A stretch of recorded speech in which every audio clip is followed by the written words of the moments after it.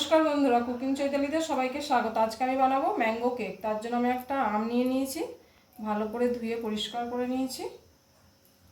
আমটা আমি প্রথমে কেটে নেব।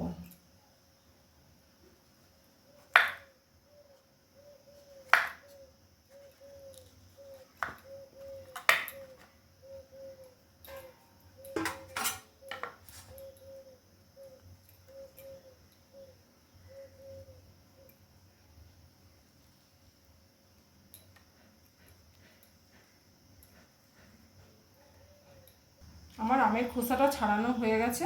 আমি এখানে একটা ছাকনা নিয়েছি, এর মধ্যে আমটা একটু গ্রেট করে নেব।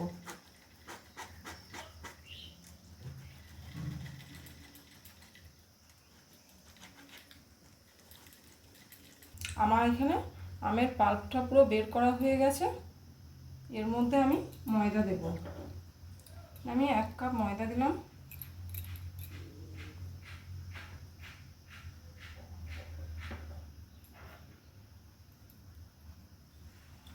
হাফ কাপ চিনি গুঁড়ো দিলাম।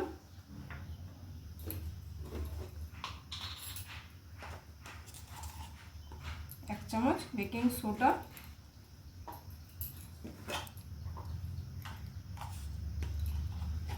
হাফ চামচ বেকিং পাউডার,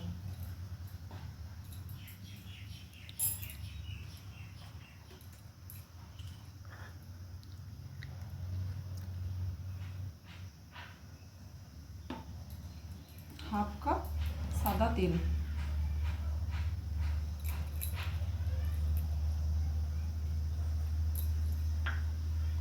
আমি খুব ভালোভাবে মাখিয়ে ফেটে নেব।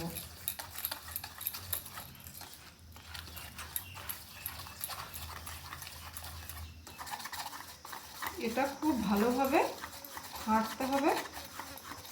যতটা হাঁটতে পারবেন কেকটা খুব ভালো ফুলবে আর খুব সফটিও হবে, খেতেও ভালো লাগবে।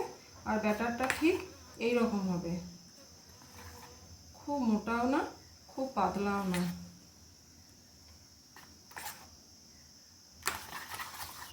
আমি এখানে কিছু কাজু কিশমিশ দিচ্ছি, ড্রাই ফ্রুটস আমাদের ভালো লাগে, আপনারা না চাইলে নাও দিতে পারেন।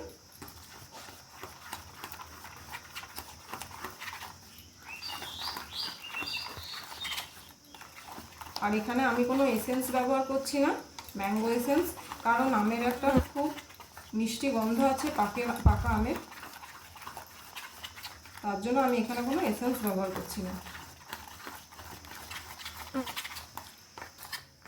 আমার ব্যাটারটা খুব ভালোভাবে ফেটানো হয়ে গেছে।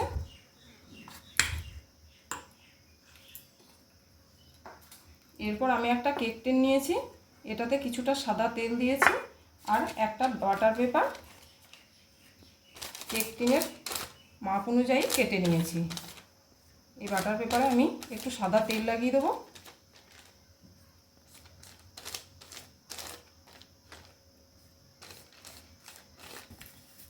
এরপর আমি কেক টিনটার গোটা গায়ে ভেতরে সাদা তেল বুলিয়ে দেবো, এতে কেকটা খুব সহজেই উঠে আসবে।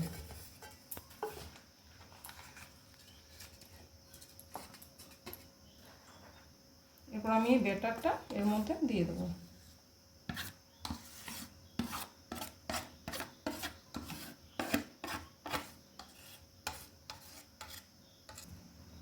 এরপর আমি একটু সামান্য ঠুকে ঠুকে চারিদিকটা সমান করে দেবো, কোনো দিকে যাতে হাওয়া ঢুকে না থাকে।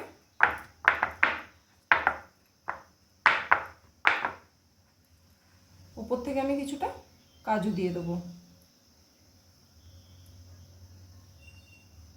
আমি এখানে গ্যাসটা জ্বালিয়ে একটা অ্যালুমিনিয়াম পাত্র বসিয়ে নিয়েছি, এর মধ্যে একটা স্ট্যান্ড বসিয়ে দিয়েছি, তা গরমও হয়ে গেছে। গ্যাসটা আমি পুরো লো ফ্লেমে রেখেছি। এরপর আমি কেক টিনটা বসিয়ে দেবো।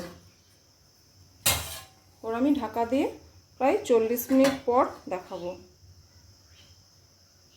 আমি 40 মিনিট পর খুলে দেখছি, গ্যাসটা আমি বন্ধ করে দিয়েছি, একটুও লেগে নেই গায়ে। কেকটা আমার পুরোপুরি হয়ে গেছে। কেকটা আমি এরপর তুলে দেখাচ্ছি। আমি যে তলায় বাটার পেপারটা দিয়েছিলাম সেটা তুলে নেব।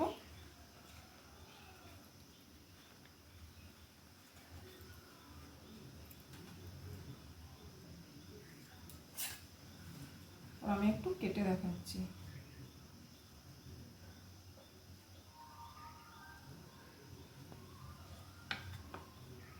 এই যে দেখুন কতটা স্পঞ্জি হয়েছে,